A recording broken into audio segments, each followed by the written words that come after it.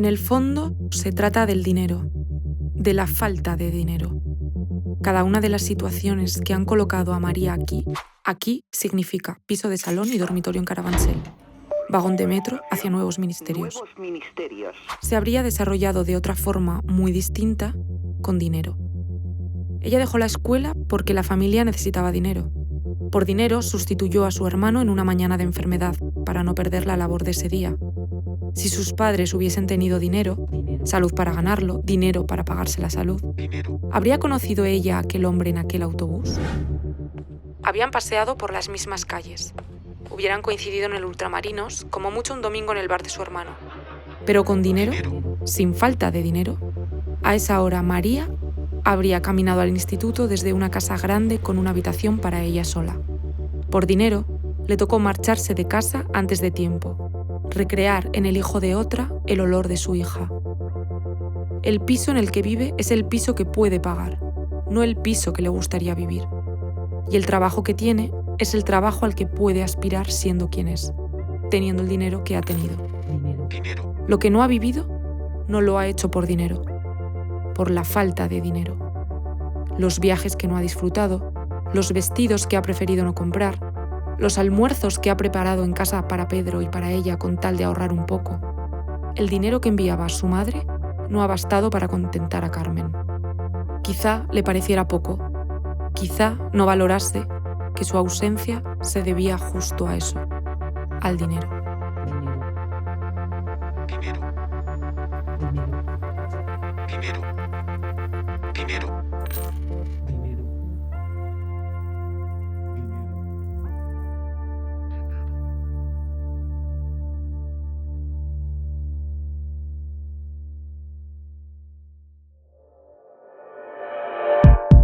Manual de construcción.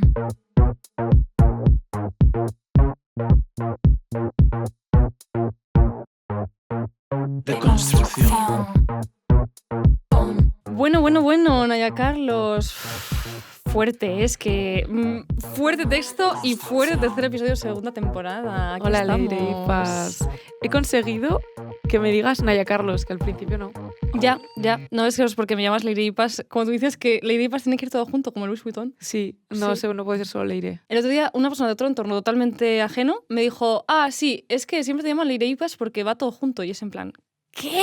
Pero es que es verdad. Es heavy, sí. Pues nada, hoy venimos con un tema, como ya se introdució con ese texto maravilloso que luego lo haremos, que nos ha costado dirigir un poco, que es el tema del dinero.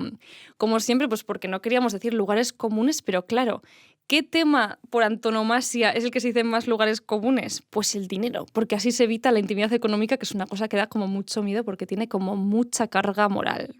La pasta que tienes, la pasta que ganas, la pasta que ahorras, la pasta que gastas, que no es lo mismo que la pasta que tienes, que la pasta que ganas, porque claro, es que todo... Perdón que me estoy liando, pero es que claro, es que es un lío, porque es que todo es muy diferente. O sea, la pasta que tienes, la pasta que ganas es muy distinto porque hay gente con cargas económicas muy diferentes, como comentabas en el texto de arriba. Y es que una no quiere pasarse ni de más ni de menos nunca con el dinero, porque supuestamente dice mucho de ti. Pero claro, el problema de que el dinero sea tabú es que no hay estándar. No, yo no te lo he contado esto lo redacté ayer por la noche. Pero es que no sé si sabes que yo cada X googleo salario más frecuente en España. Ay, es que estás como una puta chota. Haciendo este episodio nos hemos dado cuenta de que tenemos percepciones tan distintas del dinero. O sea, las cosas que hace Leire son tan raras para mí con el dinero. Ya, pero es que yo no entiendo nada, no hay un estándar, nunca sé si me estoy pasando de más o de menos, un Cristo. Entonces yo, claro, de vez en cuando googleo cosas. Que es muy importante googlear el salario más común en España, que no es lo mismo que el salario medio. Porque claro, al final el medio te lo jode Marta Ortega y un par de personas que es como, bro, nadie cobra eso. Entonces, bueno, que sepas que el salario más común es el salario mínimo, ¿eh? O sea, un bajón. En fin, que igual te das más o menos la idea del dinero que es más o menos normal gastar en tu círculo, pero tampoco lo tienes muy claro porque no se habla explícitamente de dinero. Entonces, por eso acabo yo en Google. En fin, que siempre parece que es muy incómodo hablar de dinero y pues por eso estamos aquí tú y yo, para pasarlo mal hoy. Amén. A ver, a mí personalmente este episodio me ha costado tela marinera, porque tú me has hecho ver, hablando contigo, que yo soy de esa peña que tiene actitud evitativa ante la pasta. Entonces me da como pudor, prefiero como no pensarlo. Es como mejor en plan, bueno, pues para no tener la conversación, pues da igual, ya está, lo pago, no gestiono. Entonces es lo que dices, es un poco tabú, nunca se tiene claro por dónde darle. No sé, Leire, tengo la sensación de que todos los episodios empezamos igual, diciendo lo mismo, que es básicamente quejándonos del tema, y es que cualquiera diría que elegimos nosotras los temas. Es que fuerte. Es en plan, menos pringadas. Pero de verdad es curioso porque con el tema de la pasta, aunque seas muy diferente, yo creo que ni desde el pudor económico ni desde la hipervigilancia tenemos ni idea de que es normal aliviarte dinero o cómo se va a recibir una u otra cosa si hablamos de dinero. Yo decir que durante mucho tiempo he pensado que la relación más tóxica que he tenido en mi vida ha sido con el dinero, tío. Que ahora, por suerte, está mejor y no necesariamente porque me lo haya trabajado en terapia y lo tenga genial, sino porque tengo dinero para vivir, que eso es muy fuerte. Qué experiencia, ¿eh? Sí. Pero es que, claro, esto a mí me perturba muchísimo porque es que si tú tienes un problema con algo, pues hay recursos para gestionar tu problema con esa cosa, ¿no? Pero es que, claro, si tienes un problema con el dinero porque no te llega el dinero para vivir, es que no hay tu tía. La única solución es tener más dinero. Y eso es una mierda, joder, ¿sabes? En plan. Y claro, cuando lo pienso me avergüenza mucho porque es cierto que, claro, he estado muchas veces en mi vida más pendiente de la pasta y si me llegaba la pasta que de otra cosa más importante, ¿no? O sea, que tampoco he gastado nunca ni cantidades absurdas, me he privado de gastar de manera hiperradical, pero es que, como dijo una vez una compañía de trabajo que me encanta, en plan, el Imagine Bank es mi Instagram. Pum. Pum. En plan, a día de hoy, que incluso estoy tranquila, lo primero que hago nada más levantarme es ¡pum! ¿Cuánto dinero tengo? Me divido los gastos, ¿cuánto me queda de mes? Porque es que, claro, es que no sé si es normal esto, que tú me haces ver que no, pero yo pienso que sí. Porque, claro, ¿cómo sé si soy meramente responsable o si más me estoy desquiciando? ¿Cuánto tiempo dedica la gente a pensar en dinero? Y algo que me da esta vergüenza, ¿qué hace una tía como yo, que supuestamente estoy ahí pensando en otras cosas más etéreas, ahí preocupada con si me llega tal con la calculadora? ¿Eso qué Cristo es? ¿Qué ordinariedad? Qué ordinariedad, como digo yo. Pues claramente es por esto que nos acabas de leer, Naya, que todo lo que haces en la vida, todos los caminos que tomas, toda la gente a la que conoces, al final están limitadas por el dinero o, como ha dicho el texto, que me encanta, por la falta de dinero. Que, por cierto, ¿qué es esto que nos has leído que me ha encantado tanto? Pues mira, esto que te he leído, Leire y Paz, es un fragmento de Las Maravillas, que es la novela de Elena Medel, que Elena es un poco como la madre de todas las poetas aquí en España, que yo la admiro un montón porque montó la editorial La Vía Varsovia ella solita y hoy en día es una referencia absoluta para la poesía en este país. Ella también es poeta. De hecho, tiene poemarios que me gustan mucho. Mi favorito es Mi primer bikini, que la tía lo escribió con 15 años. Toma. Y lo recomiendo mucho porque para mí es uno de los poemarios más veraces sobre lo que es la adolescencia femenina. Es como súper genuino. No sé, siempre me gusta mucho. Y bueno, y además es que Elena Medel es majísima, súper cercana, agradable. Como decía, Las Maravillas es su novela. Por ahora es la única novela que hay. Y es una novela que el tema es el dinero. O sea, va directamente sobre el dinero, ¿no? Y este fragmento creo que resume muy bien la novela, ¿no? Sigue a varias personajes durante su vida y narra cómo tener dinero o la falta de él influye en lo que les va pasando. Yo la leí hace varios años ya, la verdad, pero la recuerdo porque se me quedó muy integrado algo que ya sabía, porque he vivido básicamente, pero que no le había dado nombre, y es esto de que el tener dinero o no es la mayor influencia que podemos tener en nuestra biografía. Es que es heavy. Y, joder, es que este fragmento me gusta porque resalta cómo influye de manera práctica la pasta. El que te juntes a quien va a ser tu pareja en un futuro, de repente un día en el autobús, por ejemplo. Pero claro, va más allá, porque luego esto lo leemos como, bueno, el destino nos ha juntado, es una casualidad y por eso ahora somos pareja, ¿no? Pero igual no, es que igual lo que os ha juntado es la pasta o la falta de ella, ¿no? Entonces, tú estás en ese autobús porque no tienes dinero para un taxi. Quizás si tuvieses dinero estarías en un taxi, ¿no? O en tu propio coche. Si estuvieras en entornos sociales en los que hubiese otro tipo de clase social, posiblemente tu pareja sería otra. Entonces, no sé, es que, a ver, igual de repente es muy obvio esto que estoy diciendo, pero pensadlo seriamente. Claro, es que también por esto la gente se acaba juntando siempre con gente de su clase social porque al final es la única gente con la que compartes espacios y esto es como que delimita muchísimo tu visión de la vida, tu concepto, todo como que estamos todos en pequeños circuitos y esos pequeños circuitos pues tienen que ver con esta realidad monetaria donde estamos atrapadas. Por eso cuando hablábamos en el primer episodio del tema de la libertad financiera parecía así como en abstracto, como muy atractivo, ¿no? Porque al final es la idea de librarte de las limitaciones que te pone el dinero, ¿no? Poder tomar más caminos, poder vivir mejor, en definitiva, tener dinero para no tener que pensar más en el dinero, que es un tema que creo que todo el mundo tenemos como en la cabeza, ¿no? Y sin embargo, Naya, hay una cosa que me perturba, que es que esto no es así, que hay muchísimas personas que han llegado a cierta estabilidad económica y que siguen obsesionadas con hacer dinero. A mí de verdad es que pienso, ¿por qué los billonarios, que tienen más dinero de lo que podrían gastarse jamás, más dinero de lo que nadie ha tenido jamás en la historia, esto es fuerte, let that sink in, siguen obsesionados con hacer dinero y con trabajar? No tiene sentido. Es que ninguno, yo siempre lo pienso. Y además a estos les va a pasar lo que dijiste en el episodio de trabajo, de que cuando se mueran habrán dejado pasta, entonces habrán calculado mal. Es que han calculado muy mal, porque es verdad. Porque hay tanto coach hablando de que la gente que trabaja es esclava del dinero y, sin embargo, ellos no han dejado nunca de trabajar pese a supuestamente ser libres del dinero. Es que, a ver, ¿qué es esto? Total, qué ordinariez. Es que todo es una ordinariedad, porque además estamos atendiendo a un momento histórico en el que el dinero no solo se ve, como decías tú, como un medio para hacer una cosa o como un medio para llegar a algún sitio, sino que se ve como un fin en sí mismo. Lo veo muchas veces en la cultura que consumen los chavales, ¿no? Que ya no quieren ser futbolistas o astronautas, lo que sea, sino meramente millonarios como concepto. Que claro, ética aparte, que luego ya si quieres nos metemos ahí. Es que a mí siempre me perturba que millonario no es una ocupación.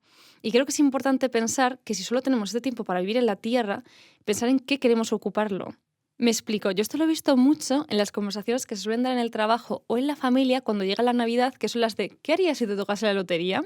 Y claro, las primeras respuestas son siempre las mismas. Pues cosas que te ayuden a generar más libertad y estabilidad, tipo dejarte trabajar, comprarte una casa, arreglar la cocina, ese tipo de cosas, ¿sabes? Como quitarte impedimentos materiales para ejercer al final tus deseos y tu libertad. Pero si asumimos que vamos a poder vivir bien si nos toca la lotería, hay que tener algún tipo de plan con qué vas a hacer con ese tiempo y esos recursos que tengas disponibles. Ahora que ya no tienes que trabajar o pagar un piso. Cuando le pregunto con genuina curiosidad a la gente qué haría después de estabilizarse, cómo le vas a dar propósito a tu vida, normalmente la peña me habla como un poco de las causas a las que les gustaría dedicar sus medios económicos y temporales. Pues yo qué sé, montas una asociación para recoger perritos callejeros, pagas a gente para que se investigue la cura del cáncer, pagas a gente para que construya casas para personas sin hogar. Pues entendedme, todo esto son cosas muy nobles, pero es que no son ocupaciones, es ir y dejar el dinero en un sitio. Y claro, eso no ocupa ni tu tiempo ni tu energía. Para mí la pregunta verdadera es cómo sería tu rutina cuando ya tuvieses como ese albergue de perritos y tu casa pagada y estés tranquilo, ¿no? En plan, ¿a qué quieres dedicar ese tiempo que se te ha dado? Buah, tía, a mí, desde que me has inculcado esta pregunta, estoy obsesionada y no paro de pensarlo. Es que me parece súper interesante. Es que yo he arruinado muchas fiestas de Navidad con esto. Porque la peña es como de pronto el vacío de hostia, no lo sé, ¿sabes? Pero es que claro, es que yo lo digo como desde el orgullo porque a mí me ha costado mucho terapia, porque es una pregunta que me he hecho mucho porque, tía, yo creo que es necesaria para sentir algún tipo de engagement con la vida, ¿sabes? Una vez más, las terapias de Leire, menudo circazo.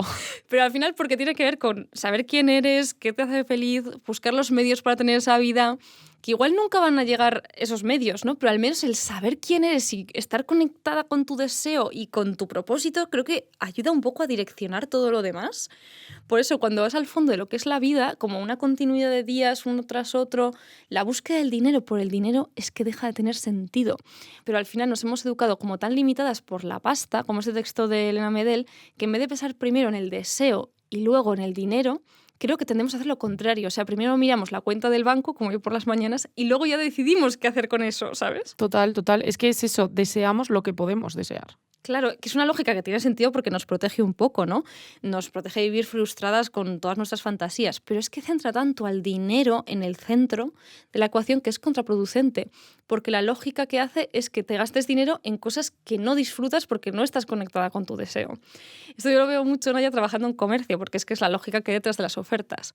Es decir, tú nunca te has querido pinchar vitaminas en la cara. Es algo que no sabías que existía, no te lo has planteado, no entra dentro de tus deseos, ¿sabes?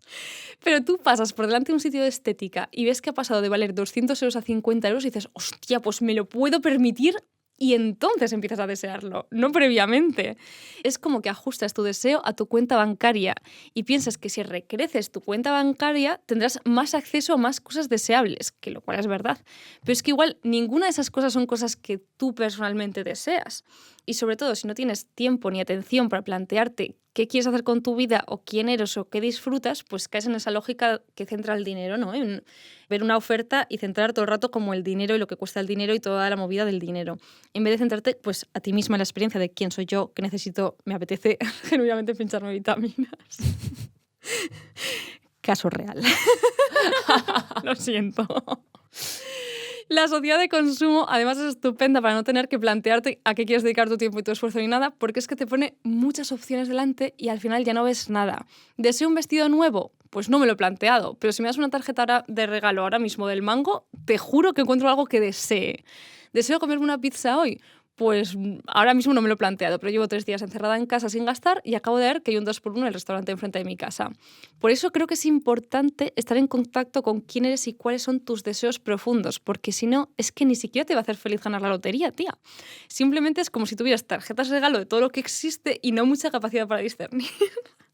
Por eso yo creo que los millonarios están tan enganchados a hacer como dinero, ¿no? Y no están liberados por él. Tenemos que entrar en contacto con algo más profundo de nosotros mismos, porque es que si no acabas como, yo qué sé, como persiguiendo una zanahoria que no va a ningún lugar interesante. Es una vida que no tiene sentido. Tía.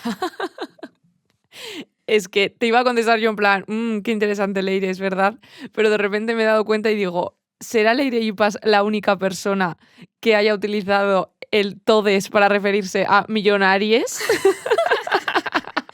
La dislexia es muy jodida leyendo estos guiones. Que no, esto no ha sido dislexia, Hombre, esto ha sido exceso de woke. Me ha encantado. Pero es que, a ver, Taylor Swift, vamos a por ti. Bueno, luego hablamos de esto.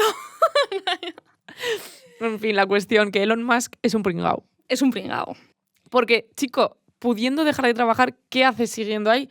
Amancio Ortega otro. Es que, no sé. Y además es que siempre lo he pensado en plan, la gente que tiene tanta pasta, ¿para qué sigues trabajando? Esto a otro nivel de clase. Creo que se aprecia mucho en esa gente que de repente se jubila y no sabe cómo ocupar su tiempo y se deprimen un montón y se agobian, que no lo digo en plan juzgona, ¿eh? O sea, lo entiendo totalmente porque es que el sistema te lleva a eso, lo que decíamos, ¿no?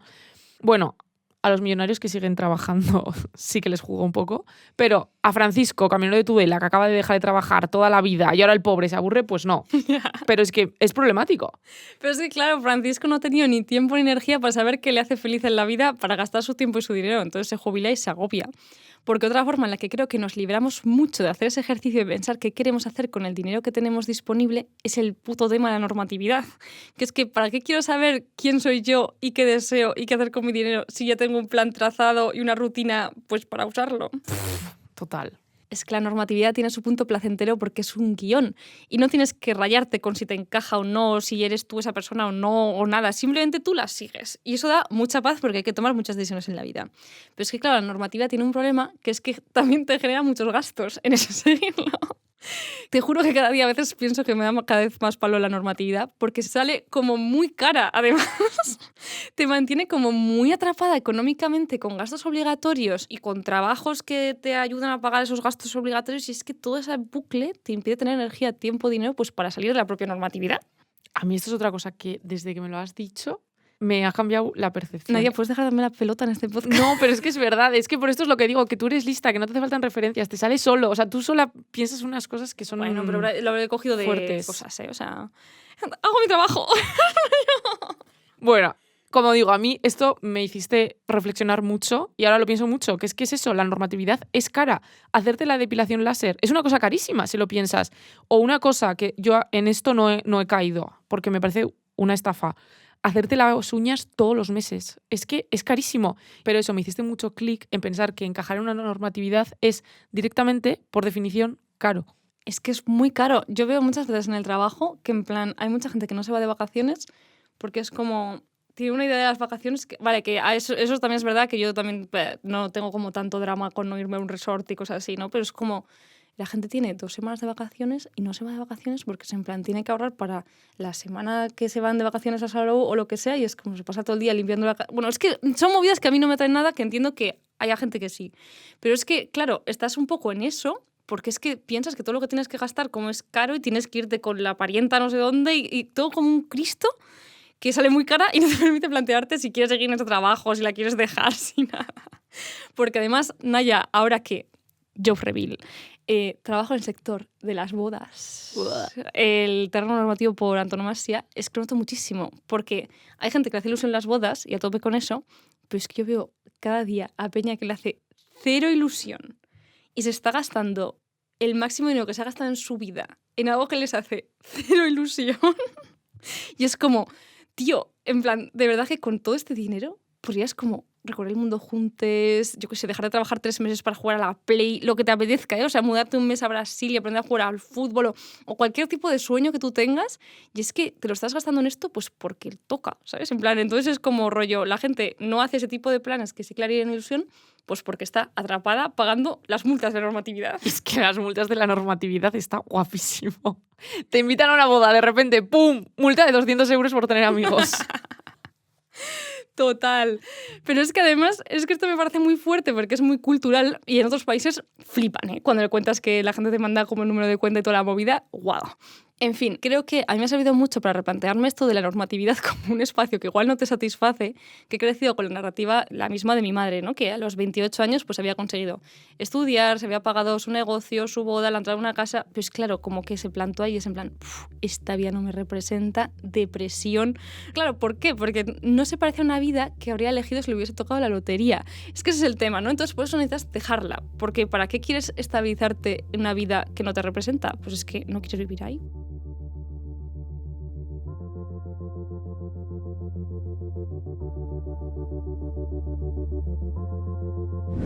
Tía, oyéndote todo esto, a mí me has hecho pensar en mi época de teleoperadora. Recuerdos de Vietnam. Como trabajábamos a comisión, es cierto que había meses en los que ganábamos bastante. Pero eso, no dejábamos de tener el sueldo mínimo de normal. Y solo ganabas pasta en meses concretos y si te lo currabas mucho. Meritocracia. Bueno, pues algo que a mí me parecía bastante loco era que tenía compañeras que gastaban mucho en mantener esta normatividad. Y además lo hacían generando una disonancia muy fuerte de clase. Por ejemplo, llevaban muchos bolsos de lujo que, recalco, no eran de imitación. Y también recalco, bolsos, la S de plural. Estoy hablando de Gucci, Loewe, Prada, por supuesto Michael Kors. Una recuerdo que se compró unos Louboutin para su boda. A lo que voy es, ¿de dónde viene este desubique de clase? ¿No? Como dices tú a veces, performance económica, que me gusta mucho este concepto. ¿Era deseo, como dices tú? ¿Propósito? Permíteme dudarlo. Al final es que es como una imitación para parecer de otra clase social, ¿no? Yo también reflexionaba muchas veces y decía, a ver, ¿por qué esta persona me está pareciendo que es de otra clase social y tiene el mismo trabajo que yo? Es que es loco.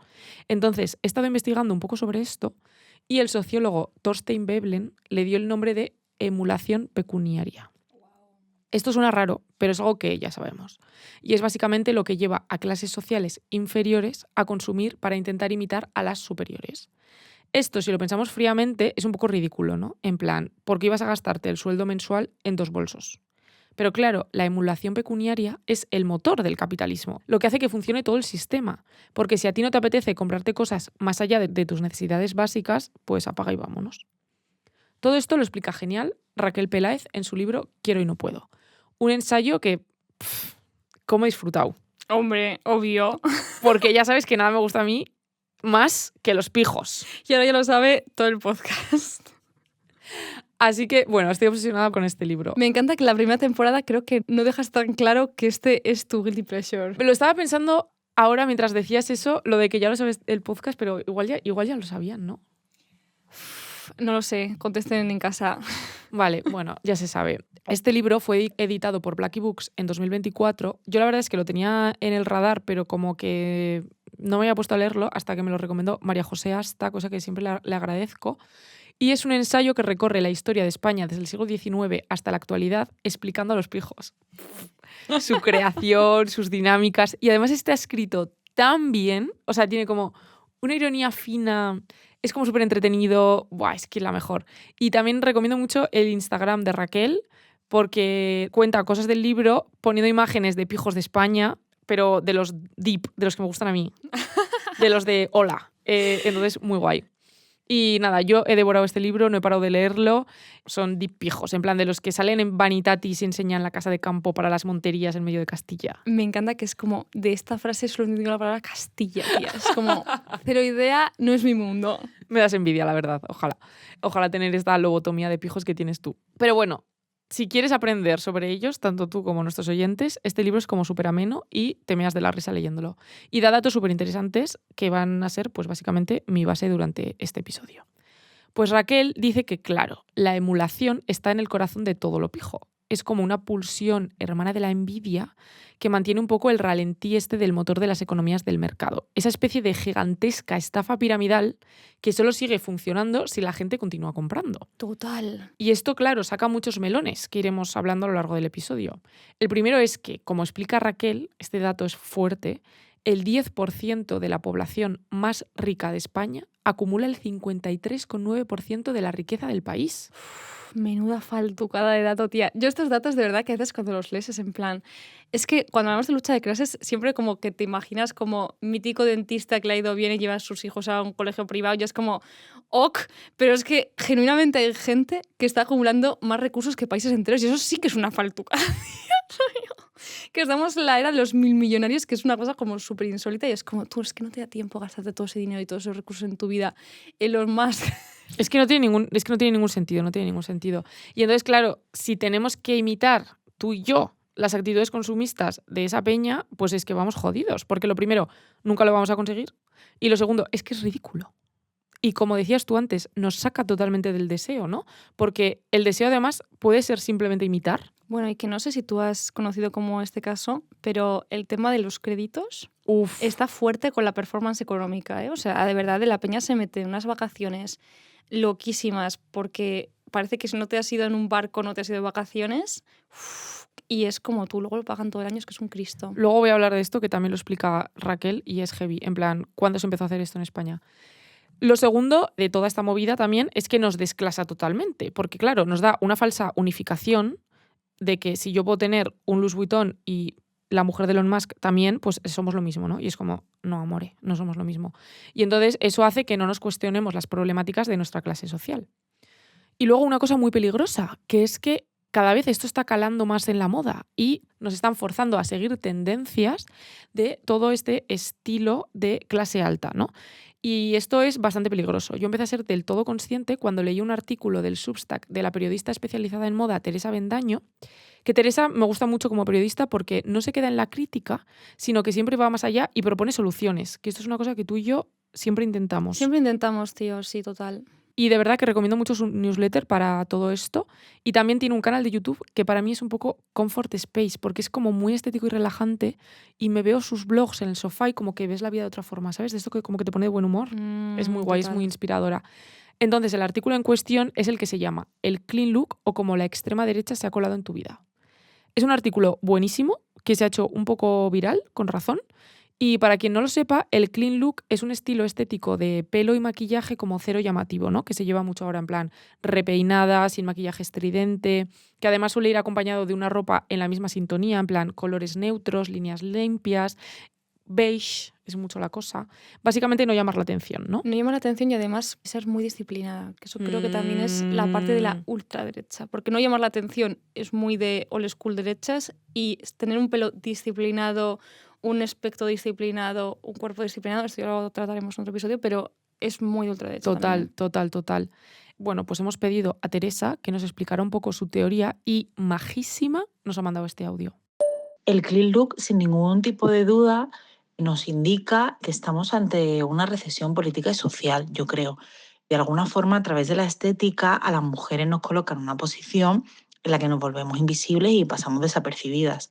Es como si de repente pues, no pudiéramos ocupar espacio o estuviera prohibido hacer ruido o llamar la atención. Entonces, si al final nos sumamos a seguir una moda austera, de alguna forma dedicamos menos tiempo a pensar en cómo nos mostramos al mundo. Y eso inevitablemente pues, nos llevará a ser más eficientes y mucho más productivas desde un punto de vista capitalista. De hecho, nos tomarán más en serio porque estaremos dentro de esta corriente, ¿no? De recesión, de austeridad, etcétera. Entonces, bueno, yo en realidad lo que propongo es que nos vistamos preguntándonos antes qué dice de nosotras la ropa que elegimos, si realmente nos representa de verdad y si va de la mano con nuestro pensamiento político. También nos invito un poco a que nos atrevamos a combinar pues colores muy llamativos, formas también muy llamativas o incluso hacer cosas más fáciles en nuestro día a día si no nos atrevemos a eso, como seguir medios culturales o tan fácil como seguir cuentas en Instagram que se salgan de la norma y tengan siempre un trasfondo ideológico, porque estamos en un punto en el que es muy necesario. y sobre todo creo que es primordial que nos cuestionemos las cosas que ocurren a nuestro alrededor para no vivir con el cerebro apagado y para no seguir la corriente porque sí. Es que qué fuerte Teresa, ¿eh? Qué tía. Es que muy guay. Y mira, precisamente escuchándola ahora, lo que decía ella de seguir medios en los que nos hagan replanteárnoslo tal, de verdad vuelvo a insistir, uno de los medios es la propia Teresa. Hace unas semanas, de hecho, subió un artículo en el que daba opciones de combinar colores que a priori parece como una chorrada, pero no es tan chorrada, sobre todo como con las cosas que ya tenemos en nuestro armario, ¿no? Entonces, como que no incita para nada en el consumo, que a mí eso me parece muy importante dentro de todo el ámbito de la moda. Claro, es Total. que esto es otra cosa que la gente no sabe. Ah, claro. Claro que en mi vida Se pasada viene. yo estaba trabajando en el mundo de la moda y estudié moda y tal y Pum. cual. Y entonces trabajaba en una asesoría de imagen personal. Y claro, la movida, tengo también un poco ahí la cosa. Y para mí, que hubo una época en la que estaba muy metida en todo el periodismo de moda, era eso, ¿no? Que, joder, cuando todo el periodismo de moda simplemente se basa en voy a escribir un artículo de cuáles son las tendencias ahora mismo que se llevan y te llevo a las tiendas en las que se compran estas tendencias y chao, es que me parece una cosa, de hecho, incluso que habría que replantearse hasta qué nivel es ético hacer esto, ¿no? Y más hoy en día con toda la situación en la que estamos ecológica. Entonces, Teresa esto lo hace genial. Y además, en plan, que el estilo no tiene nada que ver con el consumo. En plan, o sea, a mí siempre hubo un vídeo como que pues tipo, no te gusta la moda, te gusta comprar, ¿sabes? Es como, es que Total. literal, es que parece que te lo enfocan desde ahí, ¿no? Es muy guay lo que decías de los colores, porque claro, una es como, vale, el grey look fatal, pero a la vez, claro, yo, que no soy una persona tan de combinar colores, que siempre voy de beige y de marrón y de no sé qué, es como, vale, pero dame opciones, porque es que si no, no necesito salir, ¿sabes? En plan de, esto mal, pero ¿qué está bien, no? Pero es que, claro, es que es muy fuerte esta movida de los colores, porque es que justo esta preferencia por el beige y el negro es una cosa ya no solo súper asociada como a la clase alta y al mundo corporativo, sino que, tía, pienso mucho que tiene que ver con que es una oposición directa a la sensibilidad estética de culturas como no blancas, básicamente. Que es que siempre apuestan por colores más vibrantes, por combinaciones mucho más coloridas y al final este rollo como blanco siempre intenta como comérselas con lo que es chic, que lo chic es siempre lo discreto, el beige, el marino y chao. Tía, qué fuerte, no lo había pensado. Es que, y además como que se ve mucho a lo largo de la historia, ¿no? Lady Sí. Paz, tú historiadora del arte, nunca historiadora del arte. Bueno, esto, comentario random, que, a ver, que ya lo sabe todo el mundo, ¿no? Pero lo mítico de que las esculturas griegas estaban pintadas y que luego como las Nancy's, eso siempre me gusta, es como, no, pero mírales qué estilo tenían, que eran minimalistas y lo dejaban todo blanco y no sé qué. Entonces ha sido siempre como una movida, como drama ideológico para Europa, aceptar que tiene un pasado colorido. Entonces, bueno, un Cristo. ¡Guau! ¡Qué barras, eh! Sí. Ha sido un drama para Europa aceptar que tiene un pasado colorido. Es que, porque claro, se ha hecho muchas pajas luego con el beige, en fin. ¡Buah!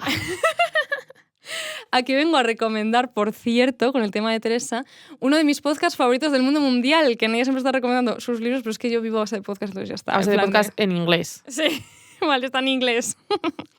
Se llama A Bit Pretty y es de Matt Brainstein, que es que me encanta, es mi comfort space también para mí, es mi movida. Y es que básicamente toda su línea editorial trata básicamente de la recesión que estamos viviendo a nivel de valores, en plan cada vez hacia un espacio más conservador. Y, a ver, es un bajón, pero luego es como luminoso, así que siempre se agradece. Y es que justo tiene un episodio que expande mucho lo que dice Teresa, ¿no? Cómo el canon ha dejado atrás pues, este rollo de la apropiación cultural y económica de los 2010, donde todo el mundo quería parecer negro, todo el mundo quería ir en chándal, todo el mundo quería pertenecer a la calle. Esto es muy fuerte que ahora, que justo lo dije en el episodio anterior, estoy volviendo a ver Euphoria, tiene una estética tan 2010s que es como tú, es como este tipo de piezas como súper maximalistas, colores, tal, no sé qué, es como, es que ahora sería cero así en plan rollo, de hecho piensas como cosas culturales que se han hecho actuales que gustan mucho y suelen ser como ese punto súper minimal, súper adolescent, súper limpio, ¿sabes? En plan, ese punto, Total. ¿no? Y es que, claro, ahora está todo el mundo, ha pasado de ese punto como súper trap, yo qué sé, a intentar a idealizar actividades, colores y cuerpos que son evidentemente blancos y de clase alta. Bueno, de hecho, Matt pone mucho el ejemplo de las Kardashian, ¿no? De este tipo de peña que es como pasas de llevarte con raperos, chándal, tal, no sé qué, a de pronto luego silencioso, tal, no sé qué. Y es que hay una sección muy graciosa en este episodio sobre un tema que a mí me fascina mucho, que son los influencers de estética all money. que es una incongruencia en sí misma, porque es que históricamente la gente de pasta lo que ha hecho siempre es tratar de ser, pues eso, discreta con ello, ¿no? Pues por supervivencia. Entonces, ser influencer, de ser discreto, es una cosa de pronto como súper postmoderna. Es heavy, ¿eh? Ser influencer, pero de lo que no se ve, ¿no? Como de lo invisible. Claro, en plan, es como, al final convierte todo en una estética, ¿no? Que es como, tío, no puedes convertir una estética algo de no querer ser estético. Es que es un Cristo, ¿sabes? Pero es que, claro, Nadia, estamos viviendo un momento tan materialista donde la peña no tiene ningún problema en decir que su mayor aspiración en la vida es ser rica, pues es que nos encanta ver vidas de gente que aparentemente es como sofisticada, rica, tal, no sé qué. Que sé que hay mucha más gente que, como yo, atendemos este fenómeno como bastante atónitos, ¿no? Porque es como, ¿qué hacemos siguiendo toda esta gente, toda esta estética? Hay una cosa que no paro de escuchar en todo lo que consumo en inglés. Lo siento, es que es de donde me llega la información. Que es que estamos viendo una especie de versión como de Temu de la Gilded Age. Ahora soy yo la que no he entendido nada de esta frase. Me encanta, yo soy la que traigo las cosas en inglés y tú las de los pijos. En plan. Oye, no, traigo más cosas. No, es verdad, es broma, es broma. Es que la Gilded Age es básicamente un término que dio Mark Twain pues, a la época de finales del siglo XIX en Estados Unidos, que significa literalmente edad chapada en oro, ¿no? Que es como esta época de muchísima ostentación y de riqueza superficial, donde la peña pues, se construía villas gigantes y daba fiestas pues, súper extravagantes, pero es que a la vez estaba como súper corrupta, había un mogollón de desigualdad de clases, etc. Es un poco el universo materialista que luego se critica en el Gran Gatsby, School Fitzgerald y toda esta movida, ¿no? Que hay una brecha abismal entre la población pobre y los ricos que buscan de todas las maneras ya no ocultarse, sino demostrar y aparentar que tienen dinero y que se lo merecen y todo este rollo, ¿no? Es que, como decía antes, esto históricamente nunca había sido una buena decisión por parte de las élites. Porque, claro, ¿qué pasa cuando faltas de tener dinero delante de gente que no se puede pagar el pan o la sanidad o lo que sea? Pues que, o de manera literal o de manera metafórica, te cortan la cabeza. Chao. Eso no suele ser una buena decisión. Pero ¿cómo puede ser entonces que hayamos llegado a este punto? Pues porque, ¿cómo puede ser que, como dice una de mis comentaristas financieras favoritas, estoy loca, veo cosas Esta frase estas, es tan insoportable, una de mis comentarias financieras favoritas. No. Solo lo puedes decir tú. No, pero que no es en plan entrepreneur, es en plan walk, rollo, bueno, ya está. Es un canal que se llama The Financial Diet y yo veo bastante que se dedica básicamente a meterse con este tipo de movidas que habla de esa de chiqui, espabila tú, vamos a dejar de hacerle la ola a toda esta cultura y a esta estética. En fin, pues básicamente ya contaba que si te metes en un reel de una tía que está en uno de los yates de su familia, se han dado una tortilla con caviar, que le ha hecho su chef privado y se lo ha servido en un plato de Hermès, la peña en los comentarios es como, yes, girl, slay, queen. Buah, heavy, es verdad, ¿eh? Es que es en plan, bro, rollo. O sea, como que esto en otras épocas era como, no hagas eso, Claro. porque luego pasan cosas. Claro. Pero es que, claro, ¿qué es lo que ha pasado? Que hemos adoptado la movida del derecho divino que antes pasaba pues, con la nobleza y la realeza a el tema de la meritocracia de los ricos actuales. Es decir, el absoluto display de opulencia no es considerado como algo materialista o insensible con la gente, porque es que la narrativa es que si te has hecho rica de la manera correcta, no importa en que gastes el dinero o que hagas apología del consumismo. Y por eso también hay tanto con lo de manera correcta, quién es Nepo Baby, quién es Nepo Baby, porque se considera que si ya lo has hecho, en plan, si tú te lo mereces, ya puedes ser súper opulento, puedes ser súper consumista, puedes irte en un jet privado de un sitio a otro, etcétera, ¿no? Y todo esto que estoy contando es que al final no tendría sentido si no hubiera pasado lo que hemos dicho antes, ¿no? Que se ha asumido que el objetivo de todo el mundo es hacer dinero. Y que si lo has conseguido, si has conseguido hacer dinero, pues entonces tiene toda la lógica celebrarlo, porque es lo que está buscando todo el mundo. Claro, y si no lo has conseguido, pues algo mal estás haciendo, ¿no? Que esto sería el reverso. Y ahora se da algo súper problemático, y es que está mal ser pobre, que a la vez que dices tú que nunca antes se había celebrado como que alguien estuviese comiendo caviar, como en plan, oh yeah, nana, sí, tampoco hasta ahora se había visto tan mal como ser pobre, ¿no? En la presentación decíamos que el dinero es un tema como moral, y es un poco por esto, ¿no? Raquel en su libro explica que la conciencia de clase obrera se puede desactivar de muchas maneras. La clásica y más antigua es pues con la mano dura policial, y otra muchísimo más sutil y novedosa es la que pasa ahora, que se neutraliza la disidencia precisamente promoviendo el odio al que menos tiene y el pánico a admitir carencias. Si la deriva conservadora ha ido estigmatizando a los pobres, al mismo tiempo ha ido glorificando a los ricos para los que el Estado, lo público, no sirve para nada, nada, pues en un contexto así, aparentar, pertenecer a una clase acomodada y apoyar las mismas ideas que aquellos que lo tienen todo resuelto, se ha transformado para mucha gente en un mecanismo de supervivencia casi supersticioso. Como si de alguna manera defender las prioridades y símbolos de los que tienen dinero fuese agendarlo para uno mismo. Manifestando. Ea. No, pero al final es esto, es en plan de, si yo tengo la mentalidad del que tiene el de arriba, yo estoy creando esa vida para mí. Eso Me es. estoy separando de mi gente, Sí, total. y para apoyar estos mecanismos han surgido industrias específicamente para aparentar esta progresión social, claro. Es que aparte el vídeo que te digo es muy gracioso porque habla de alquileres de villas para hacer fiestas de All Money. Y va como la gente con vestidos de Shane. Buah, sí, alguna Y es que es solo para eso, en plan que es como, bro, es que no tiene sentido nada de esto. Y no tiene sentido como toda la gente como aplaudiendo la movida porque es como te estás metiendo en un crédito. Bueno, un Cristo. en Todo fin. esto lo critican súper bien las amigas Date Cuenta en su podcast. Tienen varios episodios que es que son espectaculares hablando de todo esto. Es que es fuerte. Mítico meme, por cierto, con lo que decías de no quiero que suban los impuestos a los ricos, pues en algún momento soy rico. Dice una persona al borde de sin hogarismo, en plan, bro. Porque, chica, es que de verdad que yo, o sea, esto te lo digo de verdad. A mí me parece muy bien que se empatice con los ricos porque es un buen skill la empatía. Ahora bien, ¿podemos aplicar ese skill un poquito más a sectores que no tienen tanto poder, por favor? Pero de verdad, Naya, que muchas pajas con lo de ser elegante y All Money no sé qué, me cojo una villa, me la alquilo y me hago una fiesta súper sofisticada para sacar fotos, luego vuelvo a mi piso de mierda. Es que es un Cristo. Pero es que, claro, toda esta movida de evitar parecer el pobre, porque el desprecio al pobre está válido, pues es que al final, lo que decíamos, es que es bastante nuevo. O sea, no sé, corregidme en esto porque tengo dudas, pero es que tengo la impresión de que históricamente como que no estaba bien incluso como rico odiar a los pobres. O sea, te podían parecer ridículos o cutres. Eso es un clásico, eso nunca pasa de moda.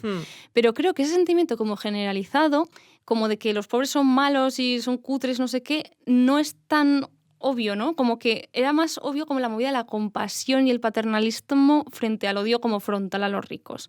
Por eso los aristócratas también tenían como esta cosa mucho de limpiar su cara de obras de caridad, filantropía, etcétera. Que no digo que se viese a los pobres como personas íntegras y dignas en absoluto, ¿eh? O sea, que siempre hay una distancia y lo percibido como pobre es visto siempre como eso, como cutre, como taqui, los gustos pobres mal, siempre eso es un clásico.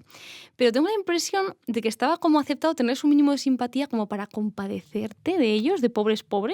En fin, esto se ve mucho cuando ves películas de los 2000, lo que sea, y es como rollo, ay, pobres niños de África o cosas así. Es como que hay mucho más ese tipo de narrativa que es súper problemática, o sea, eso es nada guay. Pero es que, no sé, siento como que este punto en el que ahora estamos en plan de no, es que si están así es porque se lo merecen, es que son no sé qué, esto es como más nuevo, no sé. Sin embargo, estamos atendiendo a cosas muy locas, como que se acepte que pobre, por ejemplo, ahora mismo pues es un insulto. Es lo que dicen un poco los nuevos gurús del dinero, ¿no? Que pobrecitos los pobres, lo mal que lo pasan, no sé qué, tal, sino que es que son como ridículos, cutres, vagos. Yados, por ejemplo, usa el término mileurista como insulto, ¿no? Ante, por cierto, una audiencia de gente mileurista, lo cual es un golazo. No me puedo creer que sea la segunda vez en este nuestro podcast que mencionamos a Yados. O sea, somos ese tipo de podcast que habla de libertad financiera y Yados. Sí, qué horror. ¡Qué asco! ¡Qué puto asco! Y claro, este cambio a mí al menos me parece como bastante reciente, ¿no? Porque pienso mucho en esto, en cómo el término perdedor, por ejemplo, se intenta introducir en castellano como insulto a través de traducciones de películas estadounidenses, pero es que no termina de calar porque es que no tiene que ver con nuestra cultura, ¿no? Porque en un territorio con una cultura principalmente católica es como que no se puede insultar a alguien porque le vaya mal en la vida. O sea, se le puede decir, yo qué sé, pobrecico, tal, bienaventurados sean los pobres, los humildes, ese tiene más ese punto, ¿no?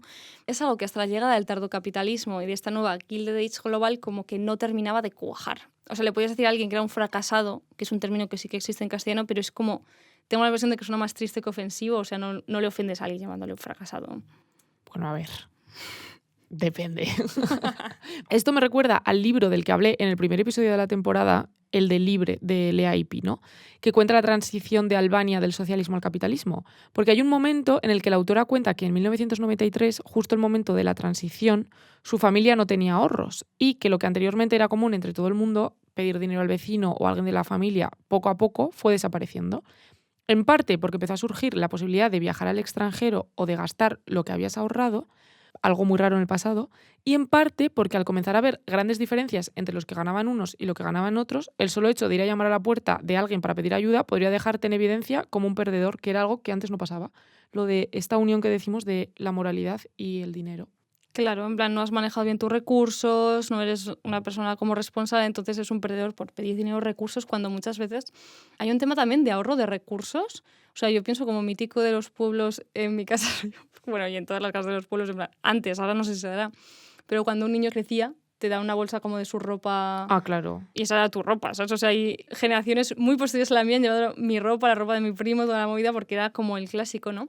Sin embargo, es como que siento que una vez desaparece como esa sensación como comunitaria, ya no por un tema de ahorrar dinero, es que es un tema a veces de, no sé, de no querer gastar recursos de chico, esto está aquí, pues lo usamos, ¿no? O sea, no hay un tema como moral, de pronto ahora parece como que es una cosa cutre, ¿no? El no tener tu propia ropa o el no tener tu propia, no comprar cosas, ¿no?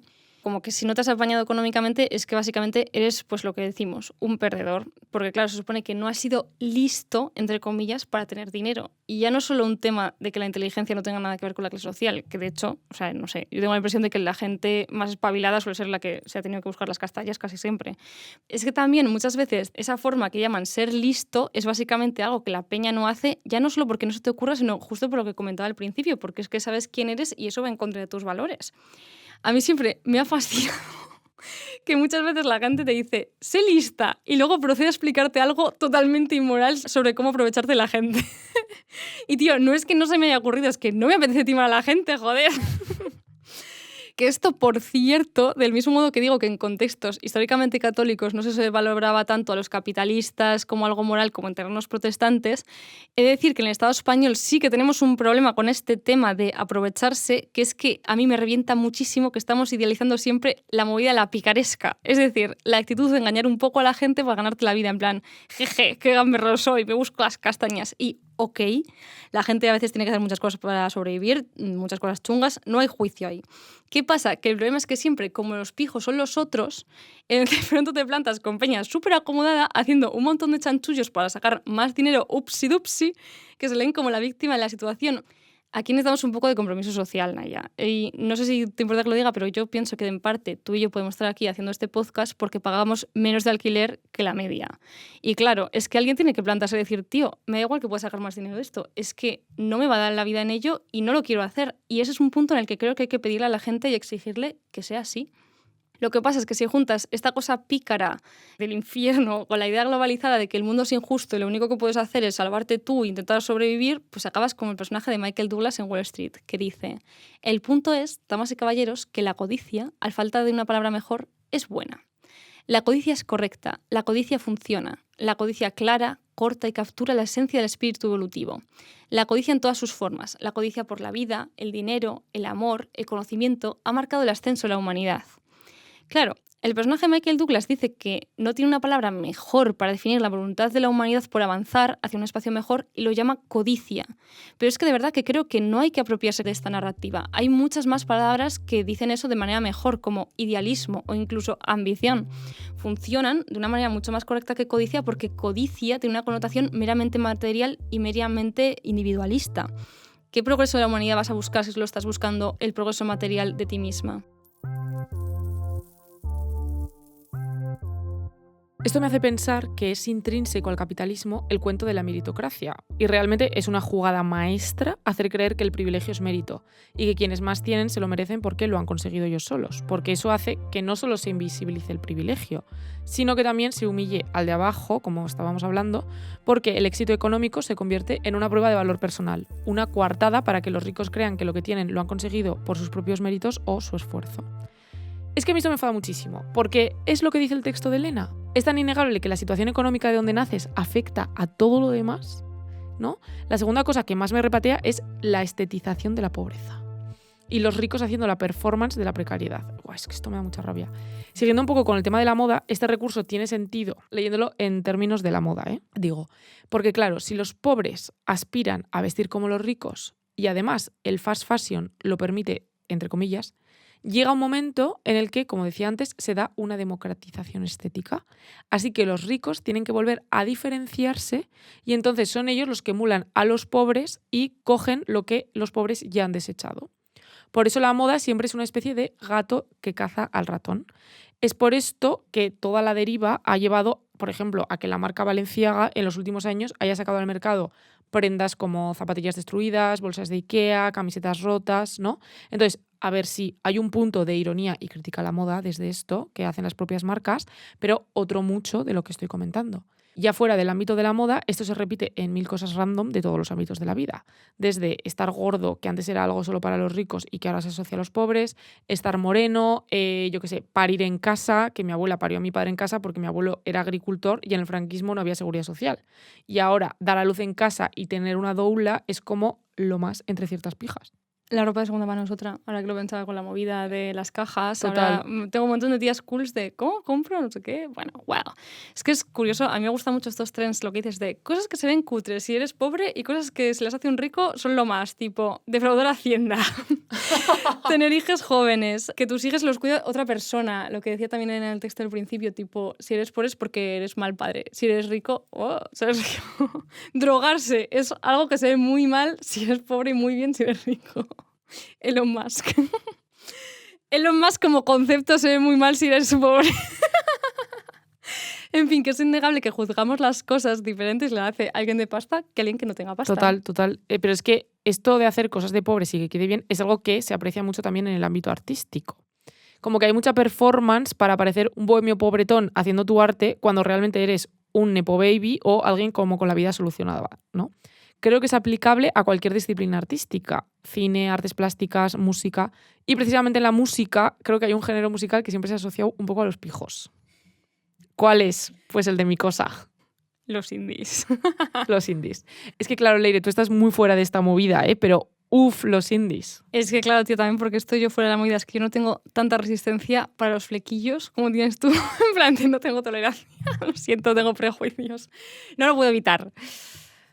Ya, pero es que a mí un indie también es mi cosa, o una indie. Ya, wow. Yo le doy muchas vueltas a cómo relacionarte cuando no vienes de una situación privilegiada y quieres crear en una escena en la que no se parte del mismo punto, ¿no? En este caso, pues estar dentro de la escena indie sin formar parte de esta clase social, ¿no? Y querer crear desde ahí, pero claro, es que tú estás partiendo desde un punto del que no es lo mismo del que tienen tus compañeros. Por eso me encanta un grupo de reinas, que son las mejores, que son las Petunias. Las tías en sus letras hablan abiertamente de estas disonancias y además hacen canciones chulísimas y conciertos súper divertidos. Simplemente son las mejores.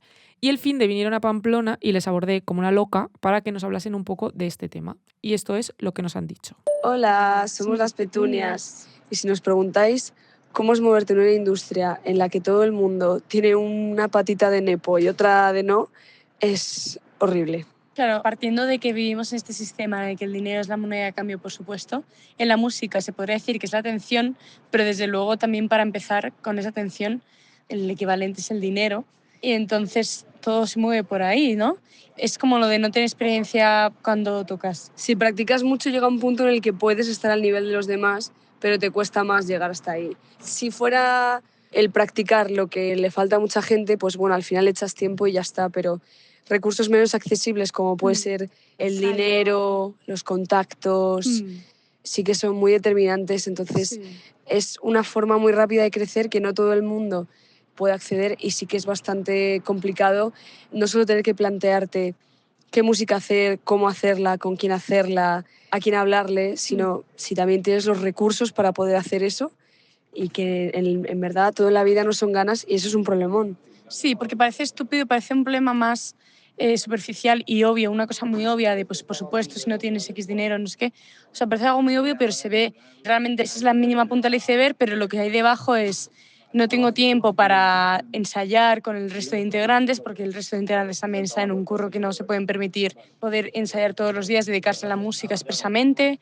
A nivel de instrumentos, de baja calidad, poca calidad, en plan, se nota cuando un grupo suena bien, es horas de práctica, pero también muchísima inversión que ha sido a base de tiempo y de dinero, gracias a Dios, en sonar de esa determinada manera. O sea, son pequeñas cosas que parecen muy superficiales, pero en conjunto, en las grandes discográficas, en una multi se ve muy fácilmente cómo alguien realmente lo ha tenido verdaderamente fácil y lo importante es hacer música buena, realmente. Total, y que realmente es una pena tener muy claro, porque creo que la mayoría de gente lo tenemos muy claro de músicos, que al final aunque te esfuerces mucho y tengas mucho talento, si no tienes pasta o no tienes recursos, es muy difícil que vayas a llegar a algún lado. Nosotras, por ejemplo, hace nada tuvimos una especie de movida porque nos decían que éramos industry plant y no sé qué rollo, pues eso, ¿no? De nepos, que habéis tenido inyección de dinero y no sé qué. Y justo el otro día nos pusimos a contar nuestros conciertos y ahora mismo llevamos prácticamente 100 conciertos dados. Y al final de tocar una y otra vez y otra vez y otra vez y otra vez, hemos conseguido crecer un poco, pero evidentemente no habríamos tenido que dar 100 conciertos para llenar una sala si hubiésemos tenido inyecciones de dinero desde el principio de 3.000, 4.000 euros al mes, yo qué sé. Exactamente. Los casos de lo ha petado en un instante son mínimos y realmente, aunque eso parezca que es verdad, hay gente que lleva un montón de horas detrás, que a lo mejor eso no era el tiempo, pero era el dinero. Y el dinero es una facilidad más que se ve en pequeñas cosas, pero al fin y al cabo cuando algo es bueno, se nota de verdad. Exactamente. O sea, que el mensaje no es negativo ni positivo, es esperanzador. Es agridulce, total. Exactamente. Es una de cal y otra de arena. Si podemos sacar algo de esto es ir a ver a pequeños grupos, pequeñas salas. La cultura se crea pues poniendo un poco de atención a tu amiga que se acaba de hacer DJ, cosas pequeñas así. Así es como formamos la cultura y a veces podemos escapar de eso un poco obviando el tema del dinero. Y no tratar a todo el mundo como si tuviéramos acceso a unos instrumentos de 5.000 euros cada uno y tener la energía de un quinceañero cuando igual llevamos 3 días conduciendo 18 horas para poder dar 2 bolos. El dinero lo hace todo más fácil y más accesible, pero también se puede llegar sin él, pero más complicado. Exactamente. Tía, qué majas las petunias, qué majas que se dignasen a hacernos este favor de contarnos esto. Súper buenas tablas y súper buen naming. Sí, es muy buen naming. Yo a todo esto le he dado como muchas vueltas porque ahora vivo en provincias y estoy más o menos tranquila, pero te juro que cada día viviendo en Barcelona era una cosa que pensaba como todos los días y la radio me consumía esto fatal. O sea, rollo, hay que salir de ahí, porque creo que mi obsesión por controlar el dinero de hecho viene de ahí, porque yo era una persona que no le daba el dinero para nada y al final vivías en un entorno donde todo es carísimo porque todo es para guiris y para gente moderna y todo el espacio público está preparado para el consumo y claro, tú vas por la calle y parece que todo el mundo está ahí consumiendo o ves en redes sociales y ves que todo el mundo está consumiendo y dices, Dios mío, ¿pero qué me pasa a mí? Esto es un Cristo, de Claro, verdad. es que me estoy dando cuenta que mi Vietnam es cuando era teleoperadora y tu Vietnam es cuando vivía en Barcelona. Sí, en plan, como toda la gente que nos hemos ido a Barcelona, odiar Barcelona es un track, ¿sabes? Es lo único que nos une.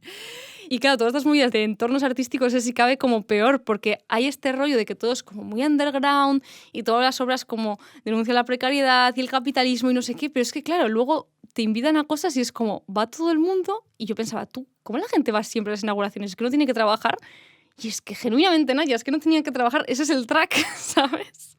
Porque claro, luego ves el porcentaje de gente de orígenes obreros que se acaba trabajando en la industria creativa y ves que es mínimo. Según un estudio de 2021 de la Creative Industries Policy and Evidence Center, que es un organismo que solo he traído aquí porque las siglas son PEC y me ha hecho mucha gracia. Claro, según ellos, ese porcentaje de gente obrera que termina trabajando en entornos creativos no supera ni el 12%. Pero es que si empiezas a rascar, ya no solo es que tengas que venir de un sitio mínimamente acomodado, es que cada vez la cosa está poniendo como peor. Y ni siquiera desde un sitio medianamente acomodado te puedes ganar la vida como artista. Es un poco lo que pasa con los Nepo Babies, ¿no? El problema no es que la gente esté haciendo películas en Hollywood porque se lo merece o no se lo merece, porque son hijos de gente que de la industria, ¿no? El verdadero problema es que hemos creado un entorno tan precario que solo aquellas personas que ya tienen dinero y ya tienen contactos pueden entrar en esa industria. Y claro, eso no solo es injusto porque hay gente talentosa que jamás puede entrar o lo que sea, sino es que también, tía, pienso mucho que la cultura genera pensamiento. Y es que vivimos una cultura que está empobrecida porque solo representa problemáticas de personas Nepo Babies y que no nos tocan como personas. Que esto es un poco mi track de loca, Naya, pero es que últimamente pienso mucho en esto con el estado de la cultura mainstream, que ya lo veremos en otro episodio porque es un poco mi track. Pero es que yo que sé, pones la radio y solo hay canciones de amor y de desamor, 2 géneros, 2 temas, no hay más movida.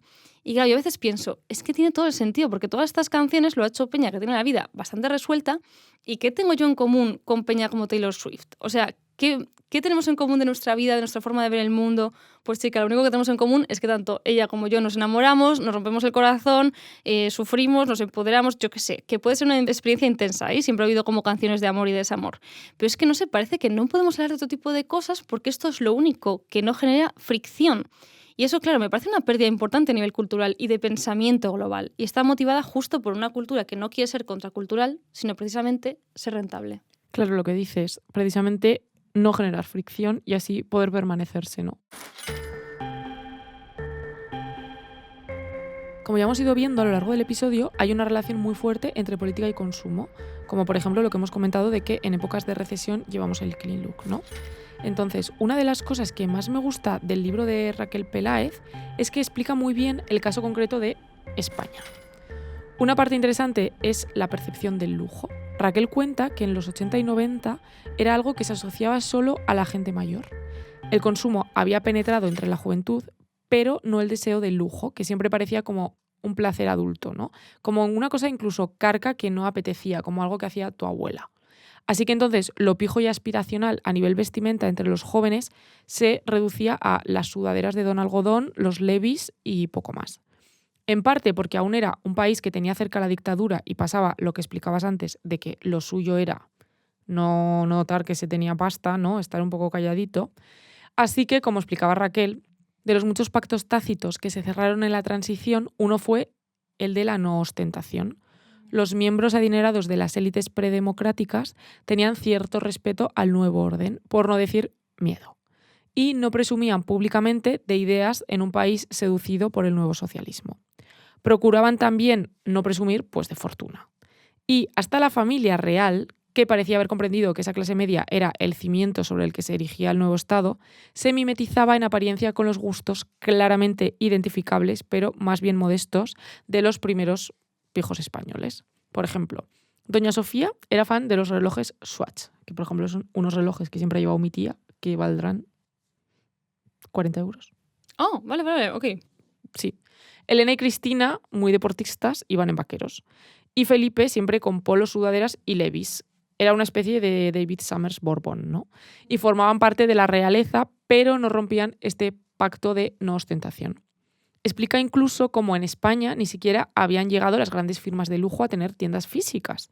Vamos, que las pijas de los 80, el último lo que pensaban era en tener un Louis V, no como la TikToker esta que se hizo viral porque su madre les regaló su primer Louis V al terminar la selectividad, que esto a mí también siempre me hacía pensar. Su primer Louis V daba a entender que luego habría muchos más, ¿no? Esto en inglés se dice mucho starter home. Como que tú te compras tu casa starter y luego ya empiezas a invertir en casas. Y es como, bro, ¿qué vida es esta? Claro, pues para quien no lo sepa, este es un vídeo que se hizo viral en el que, pues eso, la madre le regalaba el Louis Vuitton a la nena cuando acababa la selectividad y la chica no paraba de llorar. ¿Pero qué pasó? ¿Cómo hemos pasado de una España en la que esto era inimaginable a que ahora, como decía antes, una teleoperadora ahorre para comprarse un Chanel? Aquí viene un poco de chapa de chanchullos empresariales. En 1987, Bernard Arnault era dueño de Christian Dior y compra acciones de LVMH, que es un grupo empresarial que tiene varias marcas de lujo, ¿no? Entonces, la idea de Arnault era resucitarlas, uniéndolas y conseguir más beneficios gracias a las clases medias, cuyos universos aspiracionales llevaban siendo alimentados por la industria del entretenimiento y los medios de comunicación que reflejaban la buena vida de las clases altas desde hace décadas. Entonces él quería facilitar el acceso a aquellos mundos con los que habían soñado y, obviamente, lucrarse, abrir en parte el mercado, ¿no? ¿Para qué voy a estar vendiendo solamente a un grupo poblacional que es la clase alta cuando puedo también estar vendiendo a la clase media? Y claro, ¿qué pasa en España? Pues, como explica Raquel, el consumo del lujo había sido una cosa solo de marquesas y grandes damas hasta que llegaron las introductoras del culto masivo al bolso de marca y el nuevo bling bling. ¿Quiénes eran? Pues nada más y nada menos que las esposas de los futbolistas millonarios extranjeros. Toma. De esta época es Victoria Beckham, la Spice pija, cuando vino a España con David Beckham. Entonces, como explica Raquel, que te llamasen pijo seguía siendo una especie de insulto velado. Pero tener un estilo pijo comenzaba a ser deseable. En esa época también el Corte Inglés abrió a la altura de 1989 una línea de crédito específica para que las madres de la segunda clase media pudiesen comprarse un abrigo de piel. El abrigo de piel, claro, era el Levi's de las adultas, ¿no? Y entonces también comienza a sentarse Inditex, que ya es, pues gracias a este círculo virtuoso, lujo, fast fashion, lo que hace que el aspecto de las niñas bien españolas se transforme totalmente. Y toda esta rueda hace que poco a poco se quede una situación, que es la que tenemos ahora mismo, en la que si no tienes un Louis V, no eres nadie. Y si no lo tienes es porque no quieres, además, lo que decíamos antes, ¿no? Un empujoncito más al engaño de la meritocracia y de la mala percepción hacia los pobres. En fin, que creo que tenemos que tener claro que con esto del dinero es muy difícil ganar, pues nos ha costado mucho escribir este episodio, porque es como, ¿por dónde lo coges? ¿Por dónde lo salvas? Si es que está como timado desde el principio. Lo ideal probablemente sería lo que decíamos al principio, tener dinero para librarte de pensar en el dinero. Pero como vemos, la movilidad de clase es algo que es muchas veces muy inaccesible y por eso fantaseamos mucho con el producto de lujo, ¿no? Porque es una especie de escapismo. Y sin embargo, vuelvo a algo que me parece como muy deprimente. Es que ni siquiera la peña de pasta sigue sin librarse del dinero, porque vivimos en un mundo donde el dinero básicamente lo es todo, es tu valía, tus valores, tus objetivos. Por eso a mí muchas veces lo que me salva de rayarme total con la pasta y con las cosas que no puedo tener es preguntarme genuinamente qué de lo que ya tengo me hace feliz, qué tiene significado para mí y para la persona que soy yo realmente. En definitiva, que cuando me he dado la asfixia económica, lo que pienso es muchas veces qué conservaría de mi vida si me tocase la lotería.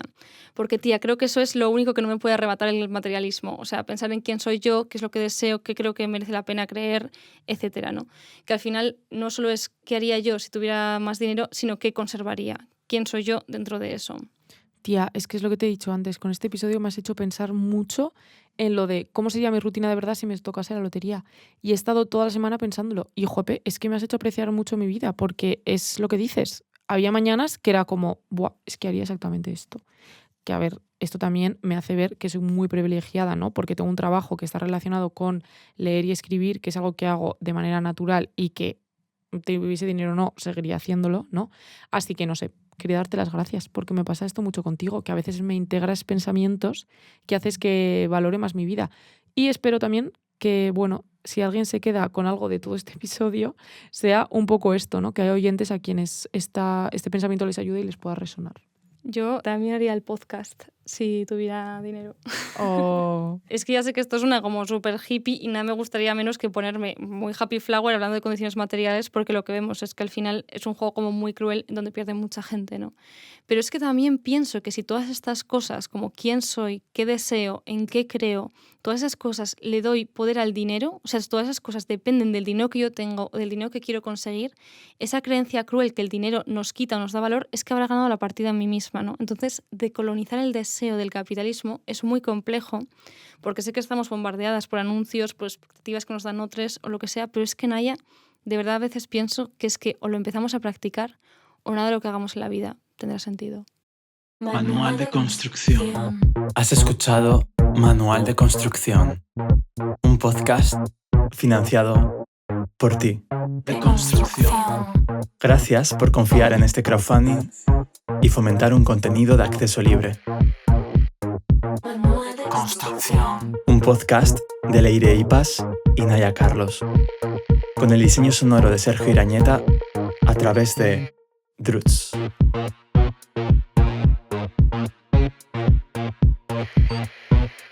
Manual de construcción.